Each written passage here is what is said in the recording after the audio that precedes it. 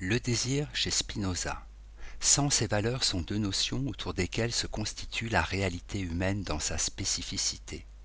La notion de sens renvoie tout d'abord à celle d'orientation, de direction, et à celle de signification.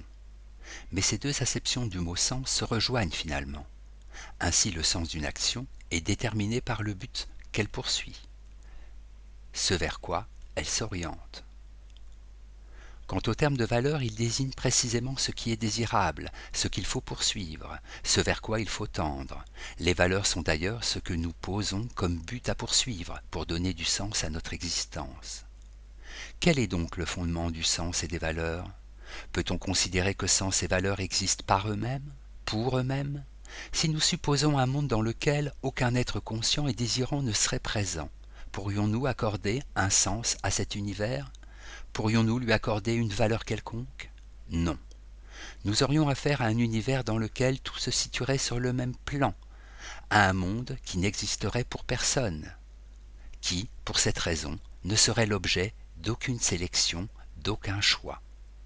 C'est donc pourquoi sens et valeurs ne peuvent être considérés comme des êtres en soi, des idées, existant par soi, mais comme une création et une production de la conscience et du désir.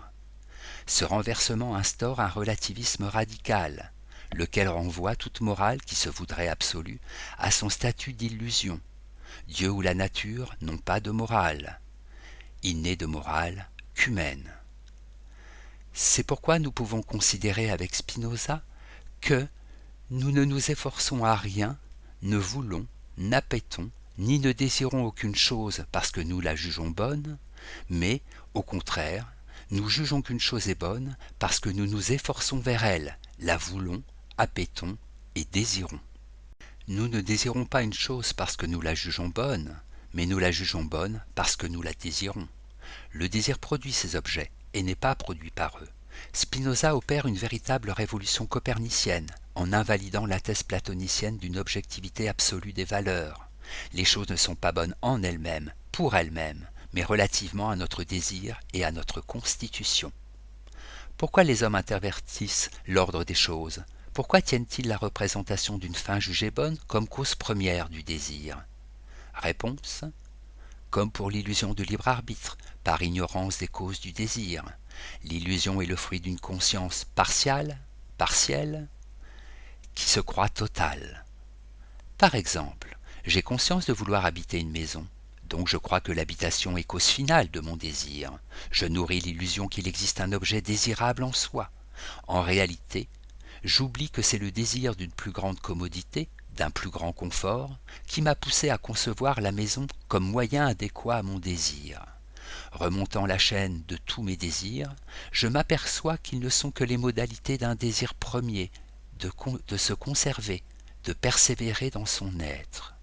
Spinoza rattache le désir, ou conatus, à cet effort. Le conatus ne se résume pas pour autant à l'instinct de conservation, car l'homme ne se résume pas à la simple survie biologique, mais exprime l'essence dans toute sa richesse et sa complexité. Persévérer dans son être, c'est tendre à se réaliser, s'épanouir, à actualiser son essence. Le désir est bien l'essence de l'homme. Tous nos désirs particuliers ne sont que des modes d'expression et de réalisation de ce désir premier de persévérer dans notre être. Tout désir est donc, au fond, désir de soi. Cet obscur objet du désir, c'est moi-même.